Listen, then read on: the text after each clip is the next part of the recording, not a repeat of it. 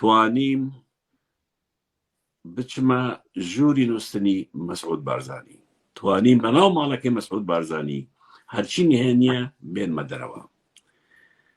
من توانیم ئەلبومی عائیلی ئەوان بێنمە دەرەوە، من توانیم نهێنیەکانی ئەوە بێنمە دەرەوە. ئەشەمانە چی سوودێکیان هەیە کاکمەکی ینی بەڵێ لای ئەوان لای عائیلەی بارزانی ئەبێ ئێمە تێبگەین پارتی یعنی چی؟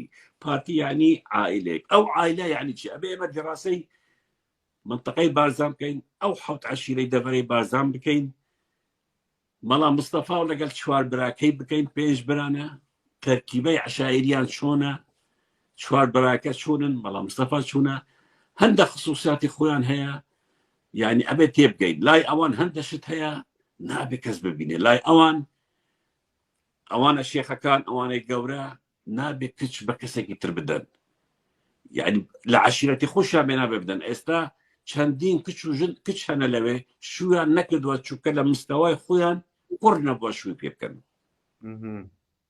قڕ نەبووە شووی پێ بکەن. مەسەلەن کچێکی مەسعود تا ئێستا شووی نەکردووە چونکە لە مستەوای ئەو کەس نەبووە شووی پێ بکە. یعنی ئەوان عەشیرەتی بارزانیش، یعنی کابراەک بارزانی بێ عادی بێ نابێ بچی داوای کچێکی ئەوە بکە. ئەم شتانە ئەگەر تو تێگەیشتی دەزانی یعنی چەند دوا کەوتون، یعنی ئەو شتانە چەند تەسیری هەیە. دوای ئەوە ڕسمی ژن و خێزانەکانە کەس نایبینێ، مەمنوعە، ئەوە حرەسەکان نابێ ببینن.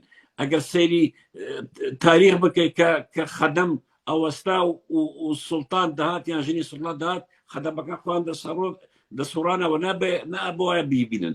لەوێش هەروایە تاکە کەسی بارزانی خێزانی خۆی پێشانی میدای داوان نێچیربان بارزانی بووە لەسەر ئەو حالەتە ساڵێک و 6 مانگ قسەیان لەگەڵ نەکردووە. چۆن ئەتاو قاعیدەشکان خێزانی خۆت دەرکرد و خەڵک ببینێ؟ گەورەترین مشکلە بوو نەبیلەش دروست بوو، بوو نێچیرش دروست بوو لەسەر ئەم حاڵەتە. نابێت کەس خێزانیان ببینێ، نابێت کەس کچیان ببینێ، نابێت کەس ژنیان ببینێ، نابێت کەس ناویان بزانێ.